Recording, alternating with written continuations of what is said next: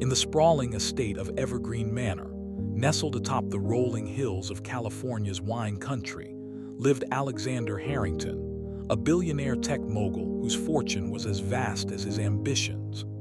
At 52, with silver streaks threading through his once jet-black hair, Alexander had built his empire from a garage startup to a global powerhouse in artificial intelligence. His life was a testament to relentless drive, but his greatest treasure wasn't the billions in his bank account or the fleet of luxury yachts docked in Monaco. It was his 16-year-old daughter, Isabella. Isabella, with her mother's emerald eyes and a spirit as fierce as a summer storm, was the light that pierced through the shadows of Alexander's world after his wife's tragic death in a car accident 5 years prior. She was brilliant, topping her classes at the elite private academy, and dreamed of following in her father's footsteps, perhaps even surpassing him one day. But lately, the manor felt heavier, the air thicker with unspoken tensions, ever since Victoria Langford entered their lives. Victoria, a stunning 38-year-old socialite with cascading auburn hair and a smile that could charm investors out of millions, had swept into Alexander's world like a whirlwind. She was his fiancée now, engaged after a whirlwind romance that began at a charity gala in New York. To the outside world, she was the perfect match, elegant, poised, and seemingly devoted. But Isabella saw through the facade. There was something calculating in Victoria's gaze, a hunger that went beyond love. The maid, Maria, a loyal woman in her 40s who had served the family for over a decade, noticed it too. Maria, with her warm Hispanic heritage and a mother's instinct honed from raising her own children back in Mexico, had become Isabella's confidant. She mopped the marble floors, prepared gourmet meals, and whispered warnings to the young girl when no one was listening. "Be careful, Mija," Maria would say, her voice low as she folded laundry in Isabella's room. "That woman smiles with her lips, but her eyes are cold like ice." Isabella nodded, but what could she do? Her father was smitten, blinded by Victoria's allure, planning a lavish wedding that would make headlines. The estate buzzed with preparations, florists arranging exotic blooms, caterers sampling caviar, and designers fitting Victoria for a gown worth more than most people's homes. Yet beneath the glamour, cracks were forming. It started small. Victoria's subtle criticisms of Isabella's choices, like scoffing at her interest in coding over debutante balls. "Darling, you're too pretty for all that tech nonsense," Victoria would coo, her hand resting possessively on Alexander's arm. Isabella bit her tongue, but the resentment simmered. Then came the incidents. Isabella's favorite necklace, an heirloom from her mother, went missing, only to reappear in Victoria's jewelry box, dismissed as a mix-up. Alexander laughed it off, but Isabella's suspicions grew. Maria saw more. She caught Victoria rifling through Alexander's study late at night, her fingers dancing over confidential files. "She's after something," Maria confided to Isabella one evening as they sat in the kitchen, the scent of fresh-baked empanadas filling the air. "Your papa, he doesn't see it." The tension escalated during a family dinner.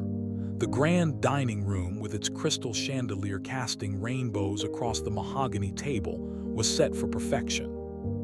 Alexander at the head, Victoria to his right, Isabella across from her. The conversation flowed like fine wine until Victoria suggested sending Isabella to a boarding school in Switzerland. It would be good for her, Alex, broaden her horizons away from all this distraction. Isabella's fork clattered against her plate. "Dad, you can't be serious." Alexander hesitated, his eyes flicking between them. "Victoria just wants what's best, Bella." But Isabella stormed out, tears stinging her eyes. That night, alone in her room overlooking the manicured gardens, she heard whispers from the hallway, Victoria's voice, sharp and commanding on the phone. "Yes, the plan is in motion. The girl won't be a problem much longer." Isabella's heart pounded. She pressed her ear to the door, but the words faded. The next morning, things took a darker turn. Victoria announced a girls' day to bond with Isabella, dragging her to high-end boutiques in Beverly Hills. But amid the racks of designer clothes, Victoria's mask slipped. "You know, Isabella, once I'm married to your father, things will change. You'll have to learn your place." Isabella recoiled, but Victoria's grip on her arm tightened. "Don't make this harder than it needs to be." Back at the manor, Maria overheard the exchange and pulled Isabella aside. "We need proof, Mija, something to show your father." Together, they devised a plan. Isabella would pretend to warm up to Victoria while Maria kept watch. Days blurred into a game of cat and mouse. Victoria's sweetness intensified, but so did the odd occurrences. Isabella's laptop hacked, her school projects deleted, a mysterious illness that left her bedridden for days, doctors baffled. Alexander worried, but Victoria nursed her with special teas, her concern too perfect. Maria tasted one secretly. It was laced with something bitter, unnatural. "Poison," Isabella whispered from her bed, pale and weak. Maria nodded grimly. "We must act." The climax built as the wedding approached. One stormy evening, with thunder rumbling like distant warnings, Isabella snuck into Victoria's suite. Rifling through drawers, she found a hidden folder, documents forging her inheritance away, emails plotting with a shady lawyer to declare Alexander incompetent after the marriage. Her hands trembled. This was it, the proof. But as she turned to leave, the door creaked open. Victoria stood there, eyes blazing. "You little brat, you think you can stop me?" She lunged, grabbing Isabella by the throat, her nails digging in. Isabella gasped, struggling, papers scattering. Down the hall, Maria heard the commotion and rushed in, her scream echoing through the manor. "Stop! Detengues!" Victoria shoved Isabella aside, turning on Maria with fury. "You meddling servant, you'll regret this."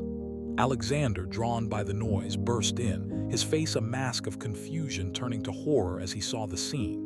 Isabella, clutching her neck, thrust the papers at him. "Dad, she's trying to steal everything and hurt me." Victoria's composure cracked, her voice shrill. "Lies, she's jealous, Alex." But the evidence was damning. As lightning flashed, illuminating the room, Alexander's world shattered. He demanded explanations, but Victoria fled down the stairs, her heels clicking like accusations. The chapter ended with Isabella in her father's arms, Maria standing guard, but a chilling phone call rang out. Victoria's accomplice, warning of more danger. What had they unleashed? The storm outside paled to the one brewing within. With the papers clutched in his trembling hands, Alexander Harrington stared at the woman he thought he loved, her face twisted in a snarl that revealed the monster beneath the beauty. Evergreen Manor, once a sanctuary of opulence, now felt like a prison of secrets as rain lashed against the floor-to-ceiling windows. Victoria Langford backed away, her auburn hair disheveled, eyes darting for an escape. "Alex, darling, it's not what it looks like," she pleaded, her voice a desperate melody.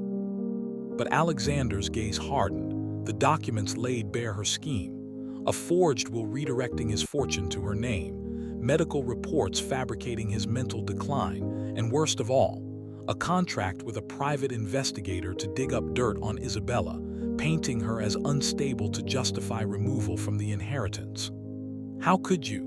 Alexander roared, his voice echoing off the gilded walls. Isabella, still rubbing her bruised neck, stood defiant beside Maria, the maid whose scream had saved her. "She's been poisoning me, Dad. Those teas, they're making me sick." Victoria laughed bitterly. "Proof? You have none. This is all a misunderstanding." But Maria stepped forward, holding a vial. "I saved some, Senor. We can test it." Chaos erupted as Victoria lunged for the vial, but Alexander intercepted. His billionaire instincts kicking in, he called security, his private team arriving within minutes. Victoria was detained in the study, protesting innocence, while paramedics checked Isabella. The poison was mild, a sedative meant to mimic illness, but the intent was clear: weaken the girl, isolate her. As the night wore on, police arrived, statements taken under the chandelier's glow. Victoria was arrested, but not before whispering to Alexander, "This isn't over. You don't know who you're dealing with." Her words hung like a curse. The next days were a blur of investigations. Alexander's lawyers pored over the evidence, uncovering Victoria's past, a string of failed marriages to wealthy men, each ending in mysterious settlements. She wasn't a socialite, she was a con artist, born Vicky Larson in a small Midwest town, reinvented through plastic surgery and stolen identities. Isabella, recovering, felt vindicated but haunted. "Why me, Dad? What did I do?" Alexander hugged her. "Nothing, Bella, she's a predator." But the shocks deepened. Maria, ever vigilant, found a hidden camera in Isabella's room, planted by Victoria to spy. Footage revealed Victoria tampering with food, whispering threats. More alarming, emails linked her to an underground network of fraudsters targeting the ultra-rich. Alexander fortified the manor, new security systems, bodyguards shadowing Isabella to school. Yet peace was fleeting. 1 week later, a package arrived unmarked. Inside, a USB drive with a note, "Watch me or she pays." Alexander plugged it in, heart racing. The video showed Victoria in custody, but her voiceover narrated a chilling tale. "You think arresting me ends this? I have friends, powerful ones. Hurt me and your precious daughter vanishes." Attached were photos of Isabella at school, taken that day. Panic set in. Alexander contacted the FBI. This was bigger than a scorned fiancé. Agents swarmed, tracing the package to a dummy address. Isabella, terrified, confided in Maria. "What if they come for me?" Maria, drawing from her own hardships, replied, "We fight Mija together." The plot thickened as investigations revealed Victoria's accomplice, her brother, a shadowy figure named Victor with ties to organized crime. He had infiltrated Alexander's company, posing as a low-level employee siphoning data. A raid on his hideout uncovered plans for kidnapping Isabella to ransom the fortune. Alexander, fueled by rage, confronted Victoria in jail. "Why, was it just the money?" she smirked through the glass. "Money, please, it's power. You took everything from people like me. Your AI displacing jobs, ruining lives. This is payback." Her confession cracked the case wide open. Victor was arrested in a dramatic chase through Los Angeles streets, his car screeching to a halt amid sirens. But the final twist came during the trial. Victoria, on the stand, dropped a bombshell. "Alexander isn't Isabella's real father." Gasps filled the courtroom. She produced a DNA test, forged or not, claiming Isabella's mother had an affair. Alexander reeled, but Isabella stood firm. "Even if it's true, you're my dad." Tests confirmed he was her biological father. Victoria's last ploy failed. Sentenced to decades, Victoria screamed obscenities as she was led away. The manor healed slowly. Alexander and Isabella grew closer, Maria promoted to household manager. In a quiet moment, Alexander said, "I almost lost you." Isabella smiled. "But you didn't, thanks to Maria." The story closed with them watching the sunset, vowing no more secrets. Yet a final call hinted at loose ends, another threat. But for now, resilience triumphed. If you loved this thrilling tale of betrayal, family, and shocking revelations, hit that subscribe button now. Join our channel for more heart-pounding stories that keep you on the edge of your seat. Don't miss out on the next epic adventure.